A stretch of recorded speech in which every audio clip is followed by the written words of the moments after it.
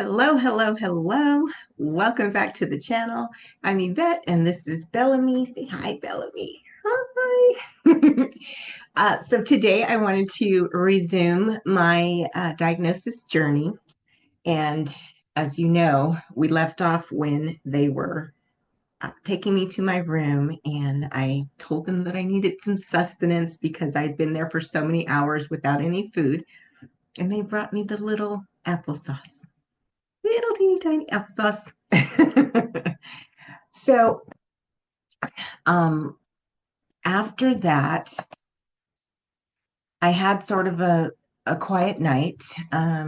Well, morning, because it was actually very early in the morning. And so I did sleep for a few hours. And then I asked them for breakfast. And they said that I couldn't eat until after I had my MRI completed, and then I could eat. And I was like, okay, like I'm not having anything scanned that would prevent me from eating, but okay, they've been doing things differently the whole time that I've been there, so fine. And so I said that I could wait, and then um, they came in and told me they had canceled my MRI because they needed my CT scan results. And I was like, oh, hell no. You better go and reschedule that MRI because at this point I was getting hangry, right? So I tried to stay in good spirits, in good spirits the entire time for every test that I didn't need, that I knew I didn't need, that I told them I didn't need, that they told me, oh, it's just standard procedure. But now I'm incredibly hungry. And normally when I'm hungry, it's not that big of a deal. It's okay. But this time, like it's been a lot of hours since I've had anything in my stomach other than that teeny tiny cup of applesauce. And don't get me wrong, I like applesauce, right? I really like applesauce. But when you haven't had any food at all and you've been subjected to all of these tests, and I had blood drawn twice because I had it drawn at urgent care, and then I had it drawn again at the hospital, and I've had chest x-rays, I've had an EEG, or not an EEG, an EKG. I've just like all of these things that I didn't need because I walked in the door saying I just left urgent care and I need an MRI, right? And so now I'm hungry, and the only thing standing between me and breakfast is an MRI.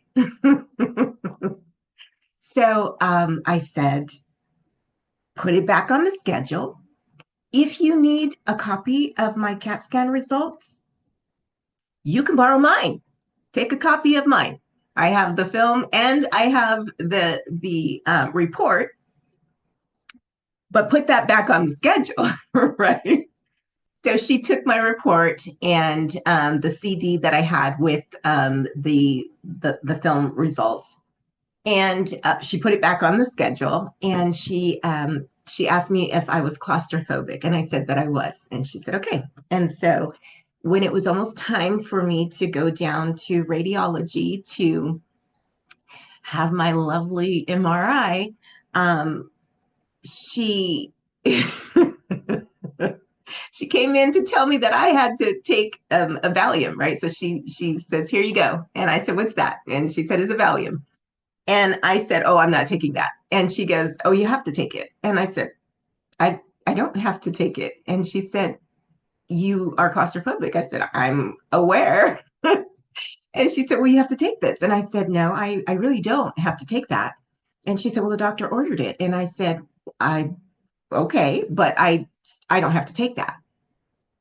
And so we have this back and forth going. And having been raised by a registered nurse, I had probably been in that hospital, not that physical building, but that hospital before she was even hired there because I grew up there. My mom would work the overnight shifts and I would bake cookies and take it to them so that the nurses and the rad tech who would come in and some of the doctors too who would pop in, they could all have that. Or sometimes I would make some other kind of meals or something just to sort of lighten their day, right? If somebody's coming to the hospital, to the emergency room in the middle of the night, emergency department, I guess they call it now, but emergency room in the middle of the night, things are not well. And so being able to bring them a little something to lighten their day and lighten their load was something that I enjoyed doing. And oh, you like our little matching outfits? We're having some fun, right, Benny? And so she's trying to tell me that I have to take this drug just because the doctor ordered it, and I'm informing her that I don't.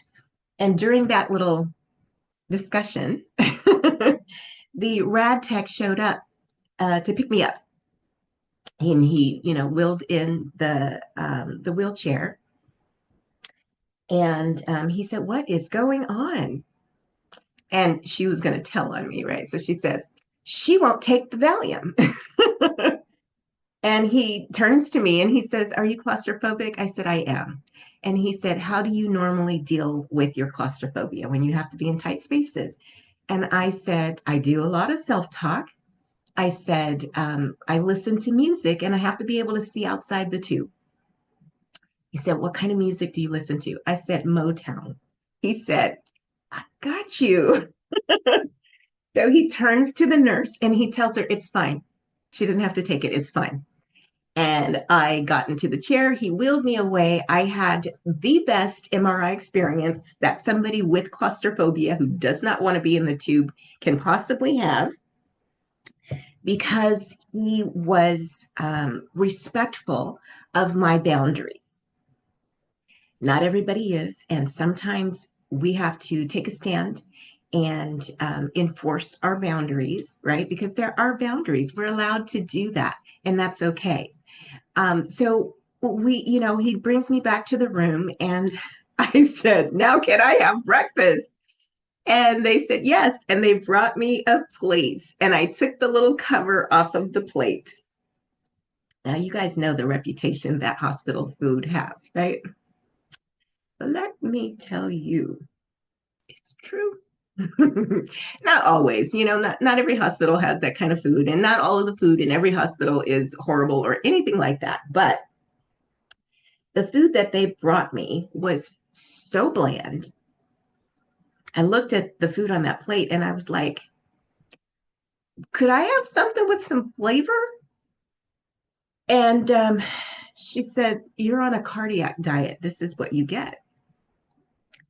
And I said, "Why am I on a cardiac diet? I'm here for a neurological issue."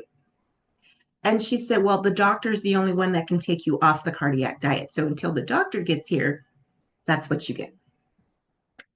And I'm like, okay, I'm about to have one of those moments that are sort of stereotypical that people think about Black women. I'm getting ready to have one of those moments, right? And the doctor walks in.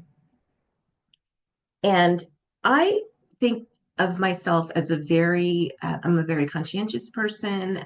I'm a very cordial person under normal circumstances.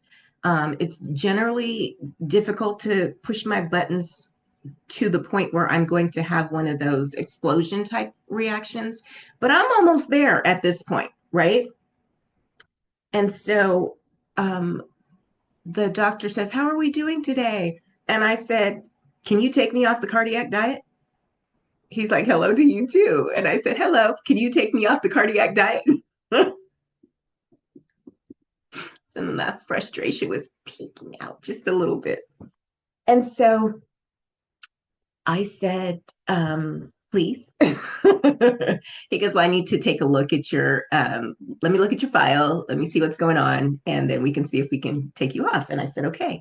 And so he went to the computer and he looked at my file and my chart, actually is what he called it.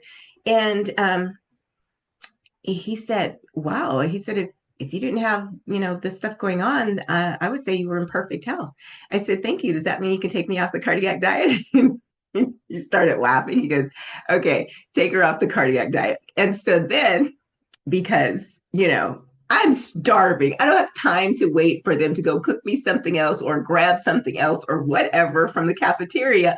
I am so hungry.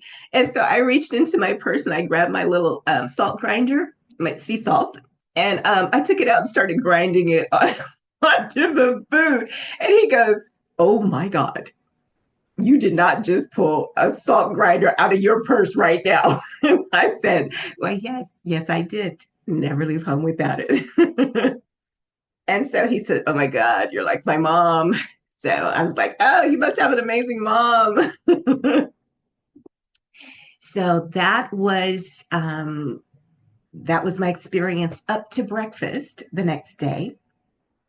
And in the next video, I'm going to share with you about when they actually said the words and, you know, my reaction and how I felt and, what was going through my mind, what it was like, what I experienced. That's going to be in the next video.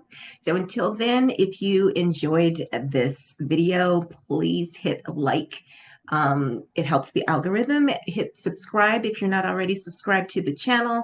Make sure you push the bell button so that you are notified every time we drop a new video or go live. And also, please leave comments. I would love to get some feedback on how I'm doing with the videos. And also, if you have questions about living with MS, if you have suggestions for something that you would really love to hear about, and y'all hold tight because the Gen X stuff is coming. I am a Gen Xer, and that is part of my life experience, and I'm going to be sharing that with you. So have an amazing day. I hope you enjoy it.